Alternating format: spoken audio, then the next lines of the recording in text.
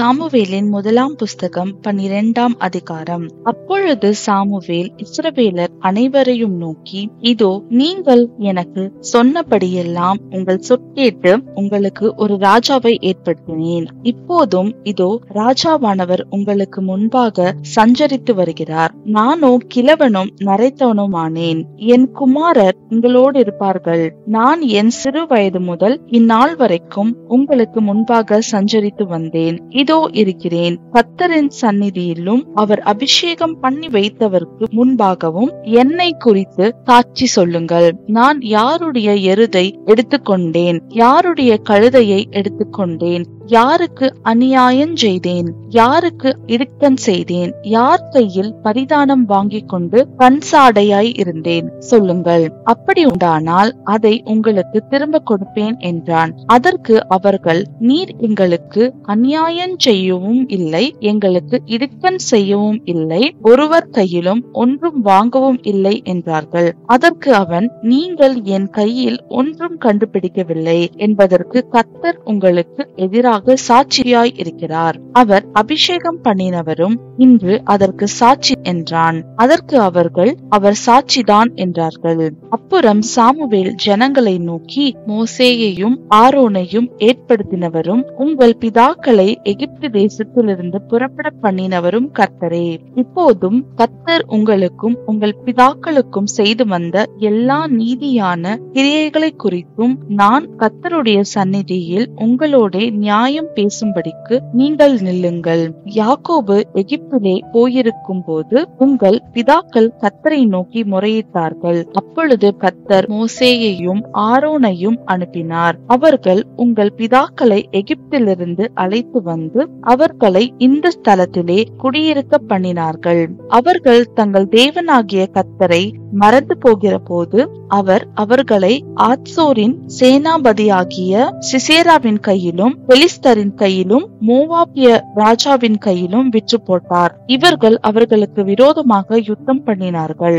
ஆகையால் அவர்கள் கர்த்தரை நோக்கி முறையிட்டு, நாங்கள் கர்த்தரை விட்டு பாகால்களையும் அஸ்தரோத்தையும் சேவித்ததினாலே பாவம் செய்தோம். இப்போதும் எங்கள் சத்துருக்களின் கைக்கு எங்களை நீங்களாக்கி ரட்சியும். இனி உம்மை சேவிப்போம் என்றார்கள்.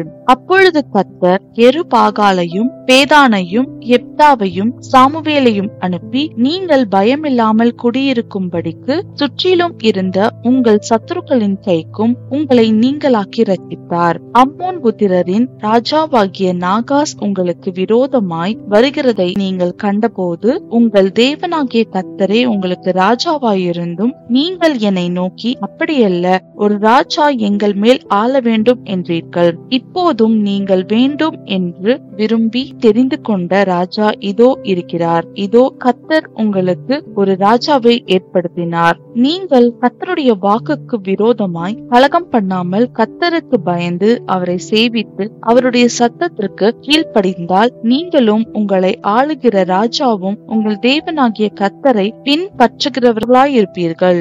நீங்கள் கர்த்தருடைய சத்தத்திற்கு கீழ்ப்படியாமல் கர்த்தருடைய வாக்குக்கு விரோதமாய் கலகம் பண்ணினீர்களானால் கர்த்தருடைய கை உங்கள் பிதாக்களுக்கு விரோதமாயிருந்தது போல உங்களுக்கும் விரோதமாய் இருக்கும்.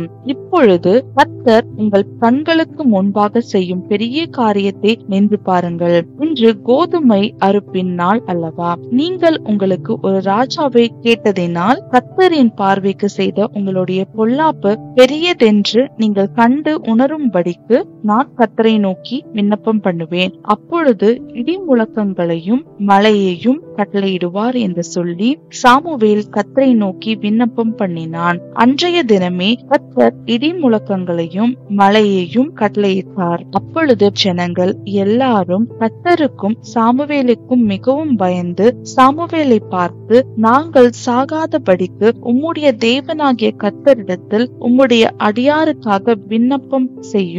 நாங்கள் செய்த எல்லா பாவங்களோடும் எங்களுக்கு ஒரு ராஜா வேண்டும் என்று கேட்ட இந்த பாவத்தையும் கூட்டிக் கொண்டோம் என்று ஜனங்கள் எல்லாரும் சொன்னார்கள். அப்பொழுது சாமுவேல் ஜனங்களை நோக்கி, பயப்படாதேயுங்கள், நீங்கள் இந்த பொல்லாப்பை எல்லாம் செய்தீர்கள்.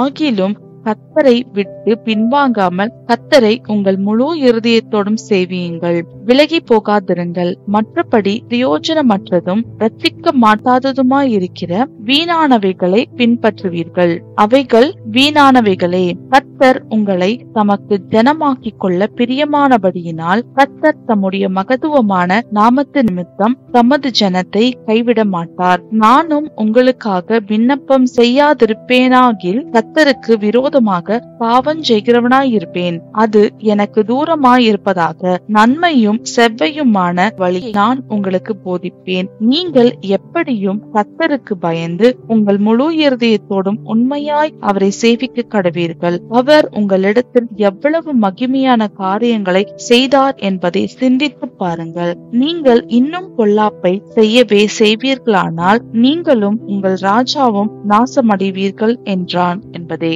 ஆமேன்.